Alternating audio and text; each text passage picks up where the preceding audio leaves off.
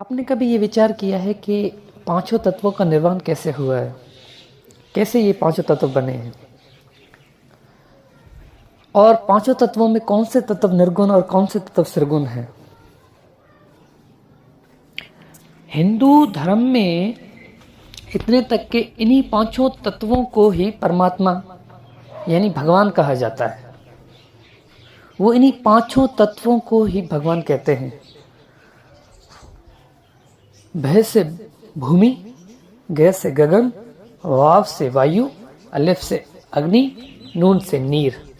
इन्हीं पांच तत्वों के प्रथम जो शब्द हैं उन्हीं शब्दों को निकाल के भगवान शब्द बनाया गया है। और यही कहा गया है कि ये जो परमात्मा है, जो भगवान है, वो ही पांचों तत्व ही हैं।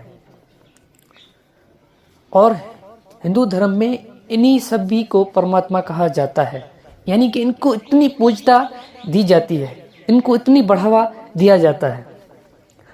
तो इनका कैसे हुआ है, कैसे इनकी उत्पत्ति हुई है, कैसे निर्माण हुआ है? तो आकाश तत्व पे आपको विचार करना होगा। मैं वायु से बताता हूँ, क्योंकि हर चीज़ बता दी जाए तो प्यास नहीं रहती किसी भी चीज़ की, थोड़ी प्यास ज़रूरी है। तो वायु क्या है? साइंस कहती है मिक्सचर ऑफ गैसेस है। ठीक है, तो मिक्सचर ऑफ गैसेस से हमारा वायु तत्व बना है। जितने गैसेस मिलती हैं तो वायु बनता है।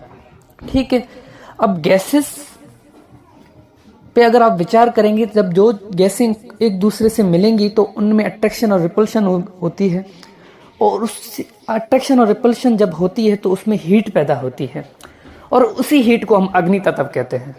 यानी दो तीन गैसें मिलती है तो वायु तो बनता ही बनता है, लेकिन अग्नि भी उत्पन्न होती है।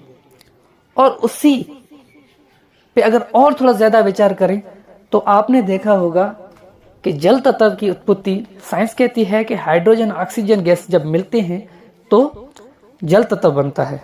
यानी कि जल तत्व का निर्माण भी गैसेस के कारण ही होता है। और पानी जब किसी जगह पे बार बार गिरता रहता है, आपने देखा होगा कहीं पे पानी गिरता रहता है तो वहां पे यूनिसेल्युलर कुछ अलजी की धारा वहां पे कुछ उत्पत्ति होती रहती है हरे कलर की। तो वो जो होते होते वहां पे वो जब सूख जाती है तो वो पृथ्वी तत्व की तरह बन जाती है, और इसी प्रकार पृथ्वी तत्व की उत्पत्ति होती है। तो ये हो गया हमारे पांचों तत्वों का निर्माण। इस पे पूरी सत्संग की है, आप जरूर वो सुनिएगा। साहिब बंदगी।